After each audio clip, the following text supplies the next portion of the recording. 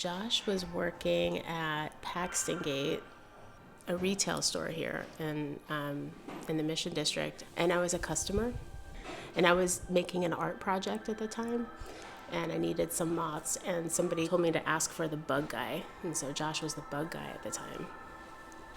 And so that's how we met. Yeah, we didn't have live moths, but I just remember trying to talk to you and not make it, so you wouldn't leave. So I was like, oh, she's cute. She's smart and cute. I remember, I think the moment that I fell in love with him was at Dolores Park after work one day, and we were drinking a beer out of brown paper bags sitting on the slope, and he went from left to right and panned across the cityscape and told me what the city looked like 10,000 years ago, 50,000 years ago, 100,000 years ago, and in a way that was accessible, and I could visualize it, and it was just beautiful. We were very simpatico in a lot of good ways, and I think we were also simpatico in some of our darker sides too. We both, kind of fell down a big rabbit hole with drugs and alcohol in the city and almost killed us. We started our recovery process with a kind of an explicit, agreement, like a conditional thing. We have to be sober in order to be together. I was 90 pounds when I checked into rehab. Josh and I were rationing a hot dog and a tortilla between the two of us to eat every day, and we had a cat that we were trying to feed too. I was just 3 months sober when I got pregnant. So I think that it was kind of exhilarating because it was like we kind of like beat the devil. All right, what's possible? Like it was hard, but it didn't ever feel like we were doomed or anything. Like I look back at this now, and I think that if I was witnessing in somebody else's shoes, like us then, I'd be so afraid for us, Yeah. I think people around us must have just been so scared for us having a kid and, Sure. so close to being sober. Pretty sure it was Josh that came up with the idea of sharpening knives from the neighborhood.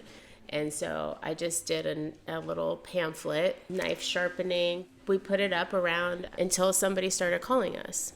But then I would take Charlie around the neighborhood and with the stroller, and people would give me their rolled up knives, and I'd put them in the little netting underneath the stroller. It was like kind of a little modern John Steinbeck thing. Josh was going to the flea market, and he was getting all of these old knives, and then he would spend hours at night after everybody's gone to bed looking things up, trying to research things, finding books to help him figure out what year something was made, because you can get more money for something if you know about it. And so he was selling on eBay. He would have the stroller piled with post office box stuff. Before I got any machinery, when I did it all by hand, I added up my time and what I charged once, and it was like $3 an hour. It was very little. We were always stressed about money though, and that didn't stop for a long ass time. I mean, I guess real recently. Did it stop? I mean, not really. No, but we have food in the refrigerator. Yeah. It's a big deal.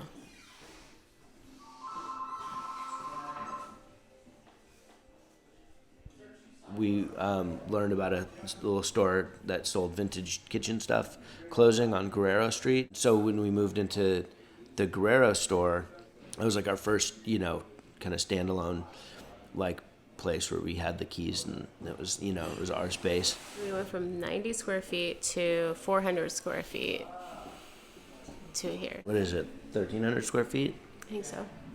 There's 13 people on our payroll right now, which completely blows my mind all the time. We have 3 kids, and we have a lot of life, going on. For every person that you see on the streets of San Francisco that is suffering, drug addict, there's 10 of me. There's a lot of voices that want to trash on San Francisco and talk about the poop in the street and all that, and I think that there is another side of what this place has decided to do for people, but I think that those efforts have helped tons of people, us included. There was at one point a revolving door loan program working that was through the city. That's now a nonprofit. It's called Working Solutions. You can borrow 25 or up to 50,000, but in the duration of you paying back that loan with them, they offer you all kinds of services and support and help. We took advantage of a lot of that. And so we were able to hire our first employee was actually through the Jobs Now program, who was a single mom. And we were able to pay her a full-time salary that actually was paid through the Jobs Now program. And so she set up all of our books for us and really got us, up on a particular platform where we're able to operate as a small business, and just kind of educated us on all the different nuts and bolts. My name's Kelly Kozak, and this is Bernal Cutlery, 766 Valencia Street. I'm Josh Donald. This is Bernal Cutlery, and you've been hearing some orders being delivered to us. You've been hearing sharpening, some Japanese grinders going. There's the hand stones, and then there's our crew.